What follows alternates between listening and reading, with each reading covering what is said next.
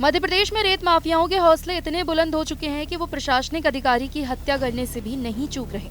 ताजा मामला शहडोल जिले के ब्योहारी गांव का था, जहां रेत के अवैध खनन करने की खबर मिलते ही मौके पर पहुंचे ईमानदार पटवारी की रेत माफियाओं ने ट्रैक्टर से कुचलकर हत्या कर दी थी।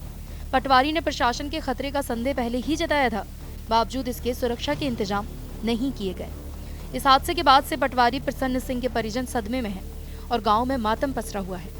इस घटना को लेकर परिवार के लोग सदमे में हैं और घटना को लेकर प्रशासन को दोषी ठहरा रहे हैं। उनका अंतिम संस्कार उनके पैतृक गांव बरो में ही किया गया। वो अपने पीछे पत्नी, 4 बच्चों और बूढ़े माता पिता को छोड़कर गए हैं। हमको हमारे छोटे दामाद ने 3 बजे बताया है फ़ोन करके, 3:10 में। तब हम लोग जाने कि एक्सीडेंट हो गया है, हम लेने जा रहे हैं उस व्यवहारी दादा को। बस 18 में भर्ती हुए। उसके पहले कहाँ थे? पहले साल अनूपपुर में थे, उसके एक साल बाद फिर शहडोल आ गए। इस नौकरी ज्वाइन करने से पहले क्या आर्मी में थे। कितने दिन रहे? 16 साल 6 महीने ऐसे कुछ रहे। अब प्रशासन का हमारा लड़का चलेगा, हम कब का दे ही एक छत अकेले रहा बढ़वा तब चलेगा का कर।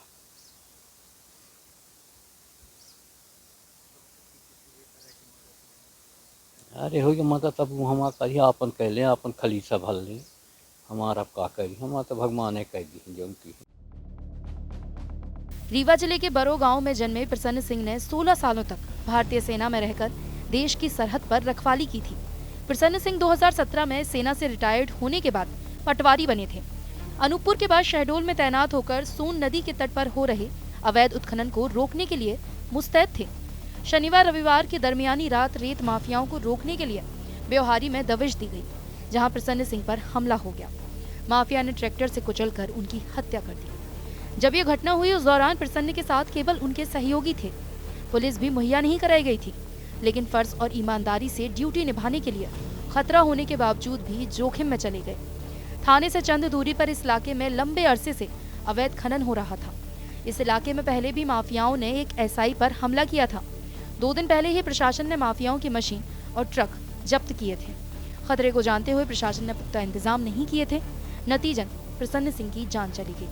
प्रसन्न सिंह को पहले ही खतरे का अंदेशा था। अपने परिजनों और दोस्त पटवारी को बताया करते थे। पटवारी प्रसन्न सिंह की घटना के दिन दोपहर बेटी से बात हुई थी, जब प्रसन्न ने रात में आने का वादा किया था। प्रसन्न सिंह के परिजनों ने आरोप लगाया कि लगातार रात में ड्यूटी लगाई जाती थी, लेकिन उनके साथ पुलिस फोर्स नहीं रहती थी। पुलिस होती तो शायद प्रसन्न की हत्या रेत माफिया नहीं कर पाते। मुझसे बात हुई, मेरी उनसे बात हुई थी दोपहर में। मैंने लैपटॉप के बारे में उनसे थोड़ा बातें की थी, क्योंकि ख़राब हो गया था, तो मुझे उनसे ईमेल वगैरह पूछनी थी।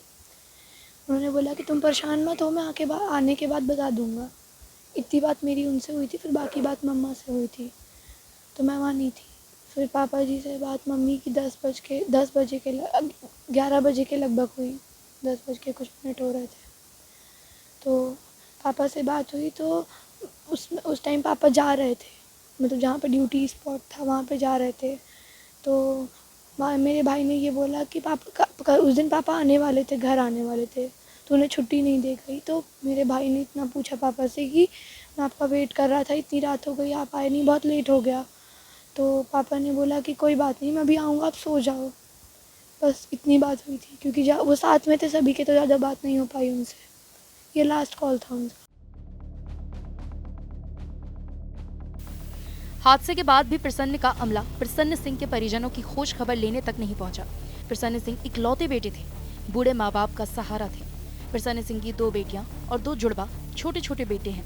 अपने इकलौते बेटे को गंवा चुके महेंद्र सिंह बघेल का प्रशासन से भरोसा उठ चुका है।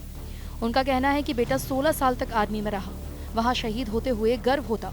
दुख है कि रेत माफियाओं से रुपए कमाने वालों ने प्रसन्न को सुरक्षा नहीं दी और अपने फर्ज को निभाते हुए जान दे दी।